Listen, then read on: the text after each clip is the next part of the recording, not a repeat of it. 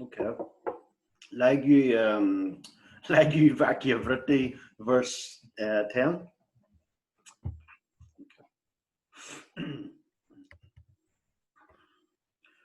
Thread hidden within the pearls can be seen between two pearls. So too, consciousness hidden by mental activities, consciousness is clear.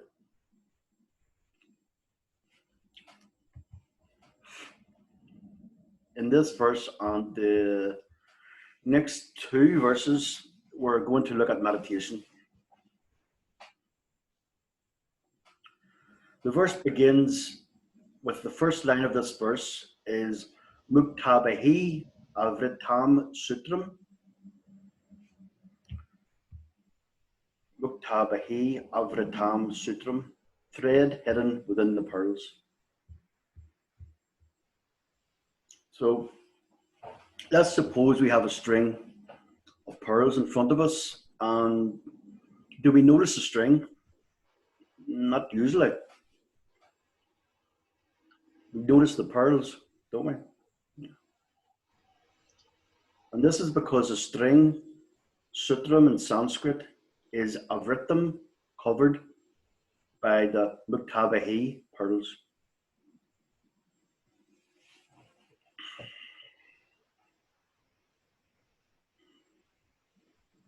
Similarly, when we look into the mind and we search for consciousness, do we find it? Swami Taramananda says that it would be nice if we found pearls of wisdom in the mind, but generally we find rocks. Sorry, can everybody mute, please? Sorry, just okay. Yeah, find rocks. I'll do it there. It's okay. There, I got it. Okay, so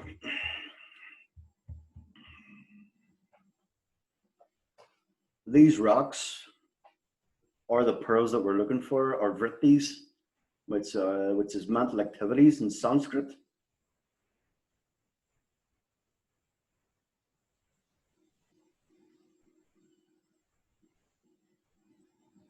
We never find consciousness when we look into the mind, but we do find vrittis, thoughts, mental activities, and they come in all kinds of form: thoughts, perceptions, and emotions.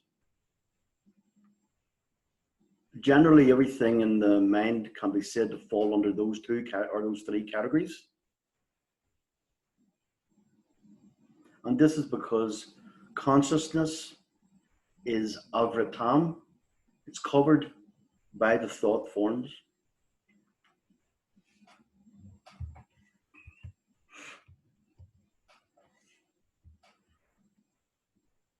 There's a bit of a problem with that. So how can anything cover consciousness when consciousness is all it is, Advaita? So we're going to have to unpack that a little bit. It's a peculiar kind of covering. So we go back to the ocean metaphor, and we're all standing there now, looking at the waves, or looking at waves. And so, in a way, in a manner of speaking, waves are covering water. If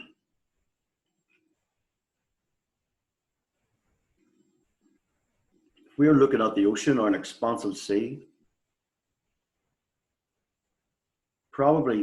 usually, the first thing we would notice would be the waves, the activity, yeah, or the ripples in the water.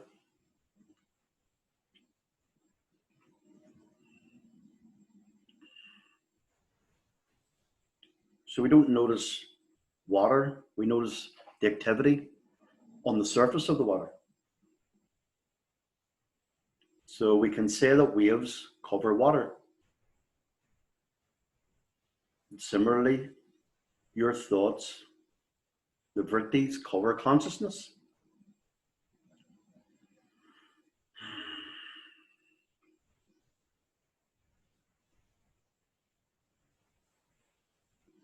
So if we have a string of pearls and we pull two pearls apart, we can see a thread.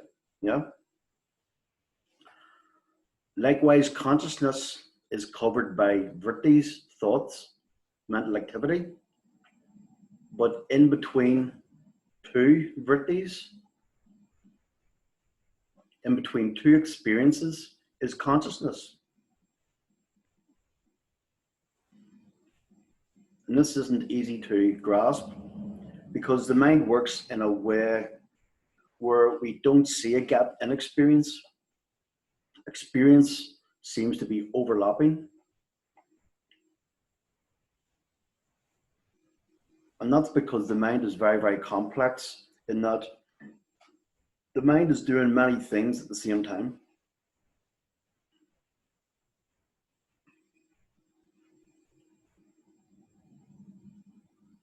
But the ability of the mind to do multiple things at the same time is crucial for enlightenment. I'm just digressing slightly from the text here.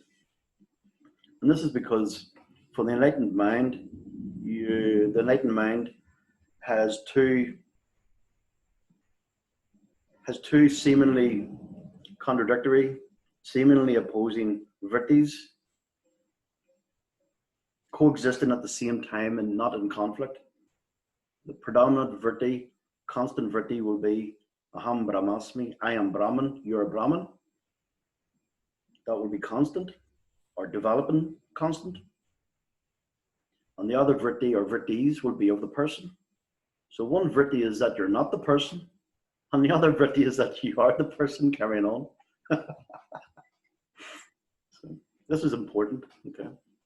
Because if the mind wasn't able to hold these two vrittis at the same time, when the mind became enlightened, I am Brahman, well, the mind wouldn't give the commands to eat or sleep or wash or speak or anything, because Brahman doesn't do those things. You see the problem? So the mind has to be able to carry on doing multiple things at the same time. And Vedanta will show us how to place it in context, what the meaning of aham brahmasmi is in regard to life, which is what this text is, aham brahmasmi. So, anyway, back to the text. If there are lots of overlapping vrittis,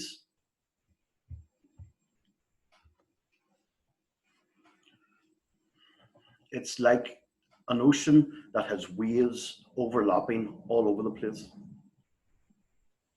Like when you think about it, how the heck are you meant to find the space between those waves?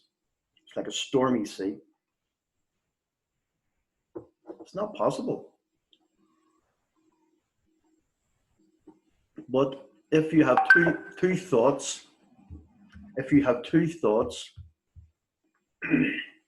in your head, bear with me, I want to put this text off here. If you have two thoughts in your head, it's easy to find a gap, as opposed to constantly changing thoughts, constantly changing perceptions, constantly changing experiences, moment to moment. Sorry about all those beeps, that's my laptop notifications. As opposed to countless constantly changing perceptions, emotions, thoughts, moment to moment. It's really hard to look in between those, which is why we have meditation, which is why meditation is important.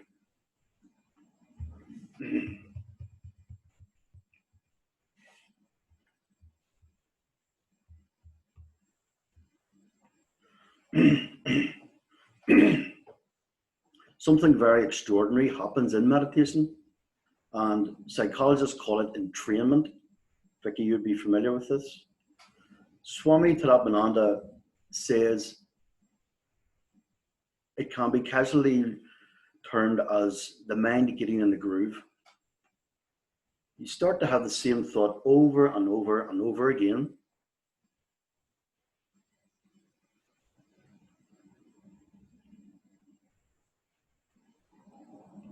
In the mind, one thought leads to another, and another, and another. This is normal, standard, outside of meditation. And as well as one thought leading to another, to another, to another, there is parallel thinking, thinking about multiple things at the same time. And to make it even more complicated or complex, the mind could be colored by sadness at the same time, or happiness. So the question is, rhetorical question, can you be sad and think at the same time? Of course, of course. So sadness and thinking are mental events. So multiple things can happen at the same time in the mind. Okay.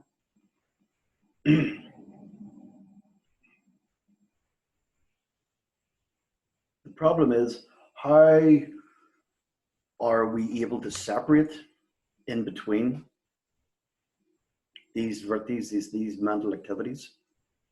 And this is why we have dhyana, meditation, and it's why it's so important in Vedanta. Swami Tarabananda says many, many times in his teachings that without meditation, you can forget it. You just forget about it.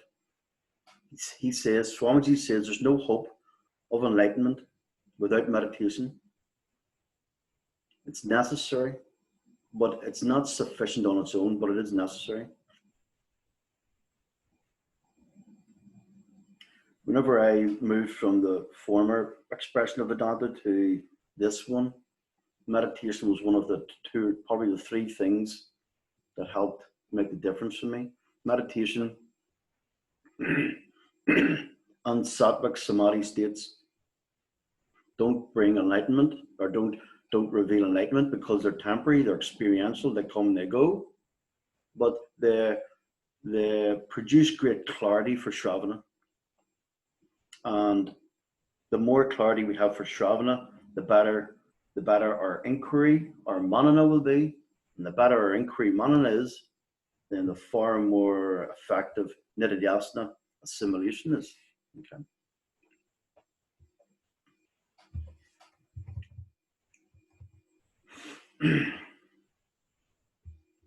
So we're going to look a little bit now at why meditation is necessary. So let's say you're a really effective meditator. You can quieten your mind quite a lot. So much so that sadness goes away. It's not really hard to do that. But if you sit there, the mind is going to wander. We know this. And that's why we use techniques such as mantra japa.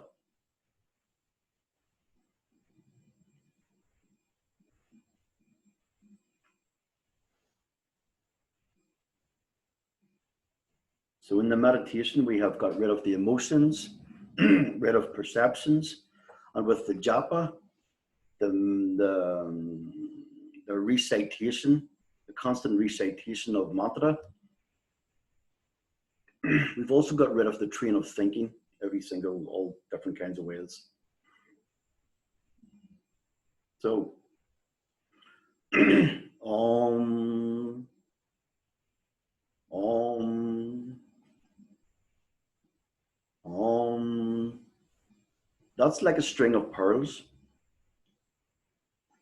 And now, in those recitations, in that specific train of thought, which is one repetitive thought, the mind has become more manageable, and we're able to find the space in between two thoughts. Okay.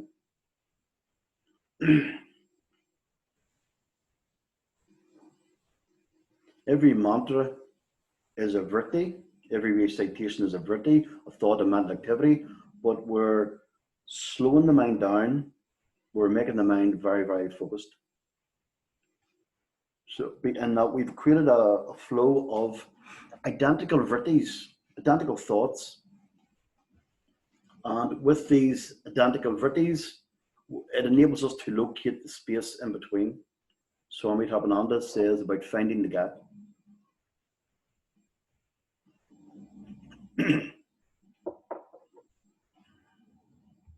like we've looked at in previous verses, in between two thoughts, consciousness is clear. It is a reflection, but it's a pure reflection. When there's no mental activity, no vrittis, it is a pure reflection.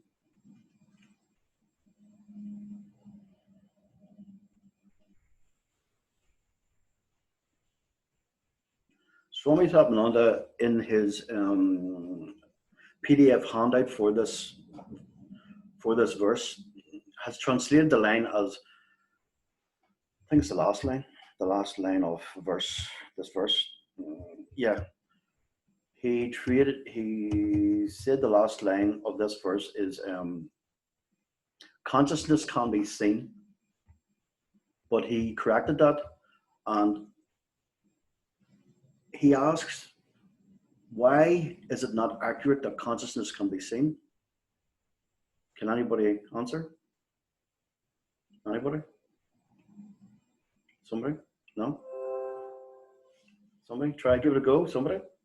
I mean, I read the text a little bit informed, so I know, but I would have known it. Yeah. Somebody else, can somebody? Judy, go, give it a shot. See you moving. Because consciousness can't be seen.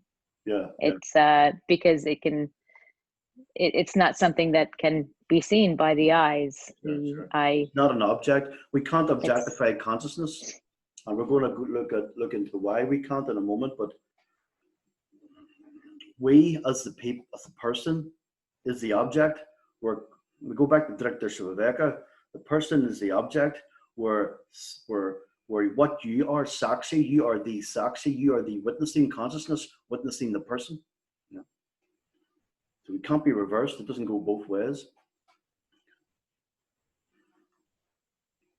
So, like Ian was pointing out last week, metaphors do have defects. They do have defects. Because in this metaphor, we look at seeing string in between two pearls. We could see consciousness between two thoughts. So obviously there's a problem with the metaphor. It can't work that way. And the reason why metaphors are always going to be imperfect is that if they were perfect, then they wouldn't be metaphors. It would be an actual statement of fact. A metaphor isn't a statement of fact. It's something that alludes to something. Something that will explain something in a different roundabout way. It only represents what the subject matter is, and it does it in a simplified form. So there will be defects, and we have to be ready for them. It doesn't mean they're useless. They're powerful, but if we cling, the issue is we cling to them, the metaphor is a problem. And this is also, if we cling to a lot of things in Vedanta, it's a problem. This is why we have Adhirubhavavada, deliberate superimposition. There is teachings in Vedanta that are superimposition. They're dualistic, divided teachings, and they're deliberately there for a specific person or for a specific purpose. And they will be took out in Abhavada, de-superimposition.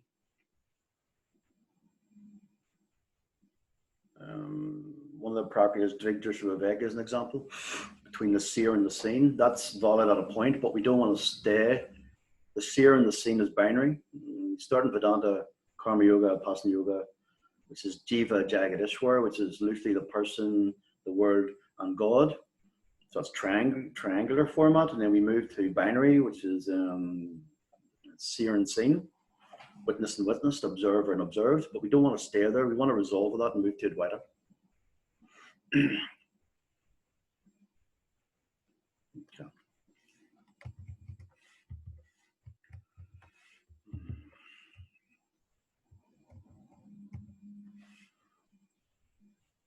So there is a story that Swami Tamananda says, and it is that the guru says to the student, look at the moon while pointing to it, and the student looks to the guru's hand.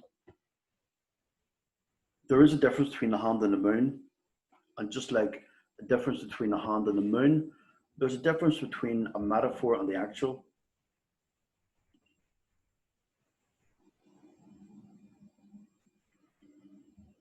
And the reason why this metaphor with the string of pearls has defects is because of what is between two vrittis.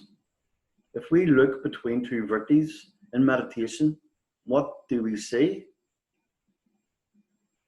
We don't see anything. We don't see consciousness, Judy was saying, because consciousness is the one that's looking in the first place.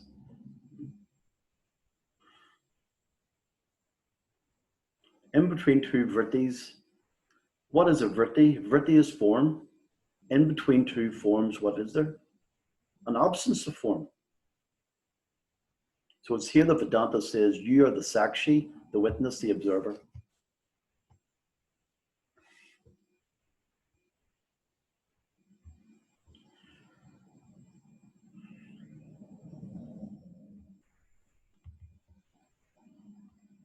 There is a good technique that Swami Taramananda mentions in mantra japa using Om. We repeat it again and again. Om, Om, Om, and so on.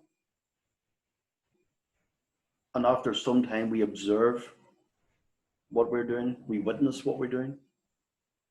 Form is observed. And then the question is, what is observed in between? Nothing is observed in between because there only is consciousness. So you cannot see consciousness. Consciousness is not observed or witnessed because Sakshi is the witness. You, the Sakshi, is the witness in consciousness. And if there's an absence of form, there only is consciousness. So consciousness cannot witness. Well, it doesn't make any sense for consciousness to witness consciousness. There is no distinction there. You see, with the absence of form, there's no distinction. Okay? There's no two things. So consciousness is not observed or witnessed, but it can be said that consciousness shines clearly between two thoughts.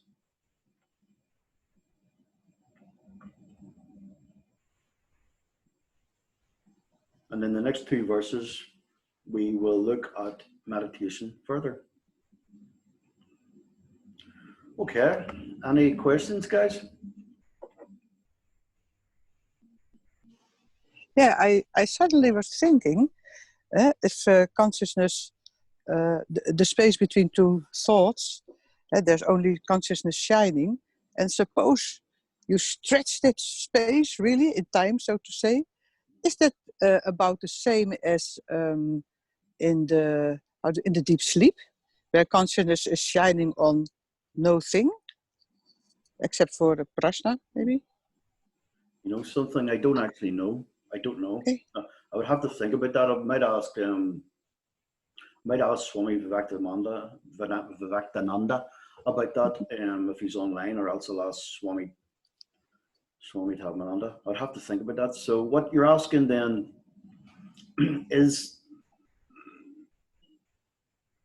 no. The answer is no, because the person's still awake. So Yeah, that's true. So the person's still awake. So there's some, but yeah, let me think. That's complicated, but I can't answer it honestly, because in between two thoughts, there's only consciousness. There's no vrittis, and deep sleep is an absence of vrittis. Yes, the person's in. I don't know. It's complicated for me, because I know in Nirvikalpa Samadhi, it's a complete collapsing of the mind and body. But this is not what's being talked about here. Is in Nirvikalpa Samadhi. So I don't know. I don't know the answer. I'll ask. Good question. Okay. Complicated question. I don't like it when you ask questions. Okay, guys. Anybody else? Any questions? Nemanja, you're thinking. Have you got an opinion on this? Please, if you have, give an opinion. No, it just reminded me of a samadhi that I had. It was a beautiful experience. I mean, if I can talk about it, sure. But because I was back when I was in Bulgaria, and I was like kind of a little bit meditating more in between practices before sleep. There was a really beautiful experience, and I was reading Mandukya over and over, though not from the sources from Yeah. Arshavidya. I from some other swamis, also good, but Yeah. that's kind of a semi-understanding. But I was reading and also meditating, and then once I went into a dream, and all of a sudden I figured out it's a dream in a dream, so it Sure. became lucid. Sure. And it was so lucid that I could touch my heart and feel the beating in the dream and smell the grass and touch everything. Tried punching to the wall, didn't work though. Well, in the dream. Yes. Okay. Again, You didn't start punching walls in real life, no? And then one moment was like, damn it, how long is this gonna go? Because there was no waking up. So I kind of, damn. And then I woke up, but I didn't woke up to this waking state. I woke up into another dream. But the problem is I woke up and there was a bed. I woke up in a bed. So it definitely felt like waking up. And all of a sudden there was something else that I figured out, whoa, this is not a waking state again. And I panicked. And within that dream, I said to myself, okay, I'm going to meditate.